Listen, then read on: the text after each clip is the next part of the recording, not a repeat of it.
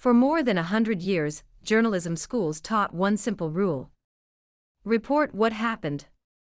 Preferably accurately. Preferably with skepticism. And preferably without taking headline advice from the Ministry of War. But times have changed. Because during a recent war briefing, the chief of the U.S. War Department did something unusual. He didn't just talk about missiles, ships, or strategy. He started teaching the media how to write headlines. According to him, headlines like "Middle East War Intensifies" were completely wrong. The correct headline, he suggested, should be something more patriotic. Something like "Iran is increasingly desperate." In other words, the news wasn't wrong. It was just not enthusiastic enough. Which raises a fascinating question. When governments start giving journalists headline suggestions during a war, is that still journalism? Or is it something else entirely? Today, we're going to break down the War Chief's Guide to Patriotic Headlines, and what it reveals about the strange relationship between war, media, and the truth. Some of these headline suggestions are almost unbelievable. The Pentagon's concern was simple. The press kept showing footage of civilian targets or damaged energy infrastructure hit during the conflict. What the footage showed, the war chief implied, gave viewers the wrong impression about how the war was going. Instead of highlighting explosions, destroyed ships, or missile strikes, journalists were encouraged to emphasize something more patriotic. Victory. Preferably in the headline. Or at least in the tone. Because the U.S. president always wins. So the war chief should also win all the time. The war chief had suggestions for another troublesome headline circulating in the media: war widening. Again, terribly misleading. The more accurate version, he explained, would be something like Iran shrinking, going underground. Because technically speaking, if Iranian leaders are hiding in bunkers, the war is not widening. It is simply winning. Now this raises an interesting philosophical question. What exactly is journalism supposed to do? Traditionally, journalists believed their job was to describe events as they happened. If a war widened, they wrote "war widening." If oil tankers were burning, they reported them. But patriotic journalism appears to follow a slightly different logic. Instead of describing events, it describes how events should feel. Under this philosophy, headlines are not merely summaries. They are morale boosters. Think of it as the difference between weather reporting and weather encouragement. Traditional headline: hurricane approaching coast. Patriotic headline: hurricane is increasingly desperate. Same storm. Different vibe. Of course, governments complaining about media coverage during wars is nothing new. Every war in modern history has included two parallel battles. One on the battlefield, and another over the narrative. The war chief's criticism of the press fits neatly into this long tradition, accusing reporters of focusing too much on negative developments, such as casualties or attacks that slipped through defenses, because they supposedly wanted to make the president look bad. Though the POTUS is over 80, he should be stronger than those in their 20s. Actually, he is, and he always is. From his perspective, the real story was American dominance. He argued that Iran's military capabilities had been largely destroyed, and that Iranian leadership was hiding underground. In that version of events, the war wasn't escalating. It was wrapping up. Which is reassuring. Except that at the same time, missile strikes, drone attacks, and naval confrontations were continuing across the region. And the Strait of Hormuz, the narrow waterway carrying about 1/5 of the world's oil, remained partially disrupted by the fighting, only allowing Chinese ships to pass through it. Reality, unfortunately, tends to be less cooperative than headlines. The tension between governments and journalists during wartime is almost as old as journalism itself. Governments want unity. Journalists want information. The two objectives occasionally collide. Sometimes dramatically. During the Iraq War in 2003, for example, many major media outlets repeated government claims that Iraq possessed weapons of mass destruction. Later investigations found that the evidence behind those claims was weak or non-existent, and that journalists had relied too heavily on official sources. In hindsight, that episode became a cautionary tale about the dangers of too much patriotic journalism. And the world has realized that if Iraq had really possessed weapons of mass destruction, as North Korea does, the US would have walked away without even frowning. The lesson learned is that when reporters echo government narratives, skepticism disappears. And when skepticism disappears, mistakes become much easier to make. Or in some cases, much easier to sell. Another fascinating part of the war chief's lecture involved his criticism of certain media reports. One particular report suggested that the administration had underestimated the risks to shipping in the Strait of Hormuz. According to the war chief, this claim was patently ridiculous. Iran threatening the strait, he pointed out, has been a known possibility for decades. Which is true.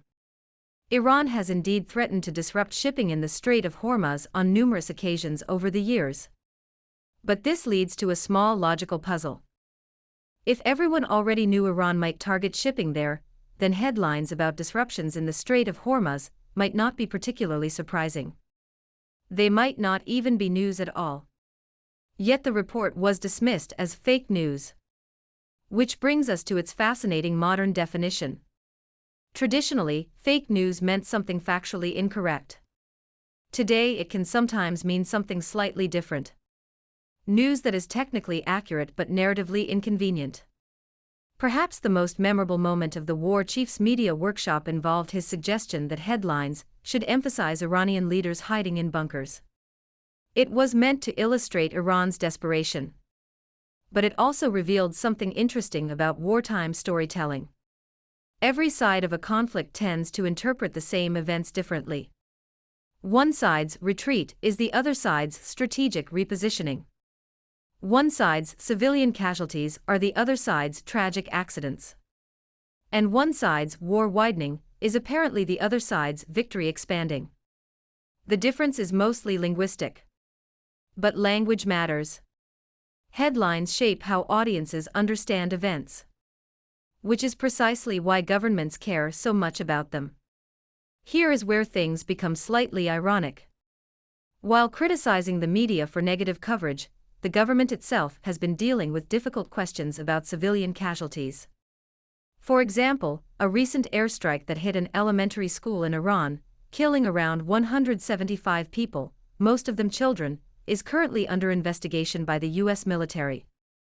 Officials insist the military never intentionally targets civilian sites. But the incident has become a major focus of international reporting. Which brings us back to the headline debate. From a patriotic journalism perspective, the ideal headline might be something like "Investigation underway after tragic accident." From a traditional journalism perspective, the headline might look slightly different. Airstrike kills 175 at Iranian school. Both statements describe the same event. But they create very different emotional responses. Another challenge for patriotic journalism is that the world no longer receives its news from a single source. During earlier wars, governments could exert considerable influence over domestic media. Today, information flows through global networks. Satellite television. Independent websites. Social media platforms. International news organizations. Even if one country's media adopts patriotic headlines, audiences can still read coverage from dozens of other perspectives. Which means narrative control has become much harder. If one channel says Iran shrinking, another might say conflict escalating. And viewers will inevitably notice the difference. That leaves journalists with a familiar dilemma. Should they emphasize national unity during wartime? Or maintain critical distance from government narratives? Both choices carry risks. Too much skepticism can look unpatriotic. Too much loyalty can look like propaganda. Finding the balance between those two extremes is one of the hardest tasks in journalism.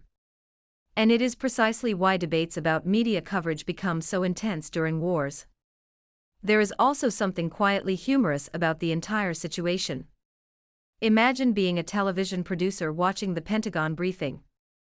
You arrive expecting updates about troop deployments or military strategy. Instead, you receive a lecture about headline writing. War widening, the official says, shaking his head. No, no, no. The correct headline is Iran shrinking. Somewhere in a newsroom, a journalist probably paused mid-coffee and wondered whether the Pentagon was about to start issuing style guidelines. Next week, there will also be official suggestions for weather coverage.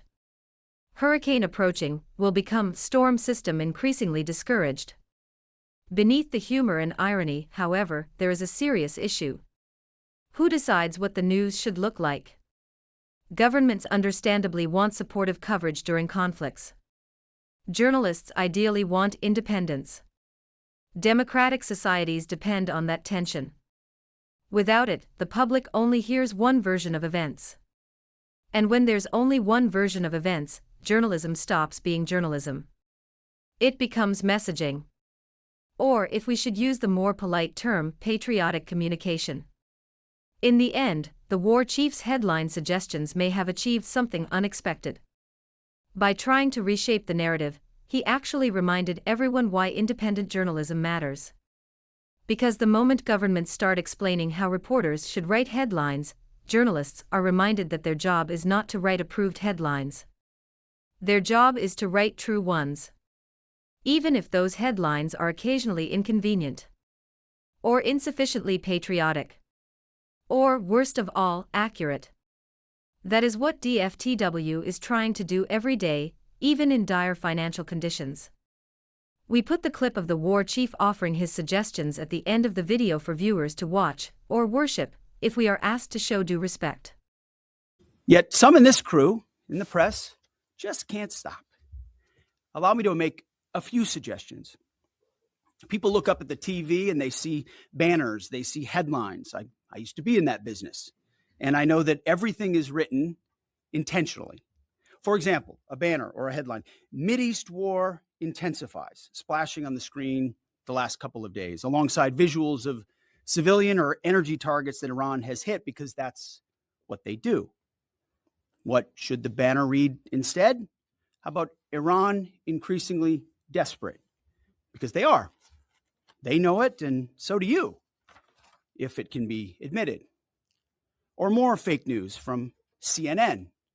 Reports that the Trump administration underestimated the Iran war's impact on the Strait of Hormuz. Patently ridiculous, of course. For decades, Iran has threatened shipping in the Strait of Hormuz. This is always what they do, hold the strait hostage. CNN doesn't think we thought of that. It's a fundamentally unserious report. The sooner David Ellison takes over that network, the better. Another example of a fake headline that I saw yesterday, war widening. Here's a real headline for you for an actual patriotic press. How about Iran shrinking, going underground? You see, Iran's leaders are hiding in bunkers and moving into civilian areas. The only thing that is widening is our advantage. Not to mention our Gulf partners stepping up even more, now going on the offense, and have always been with us on the defense with collective and integrated air defenses.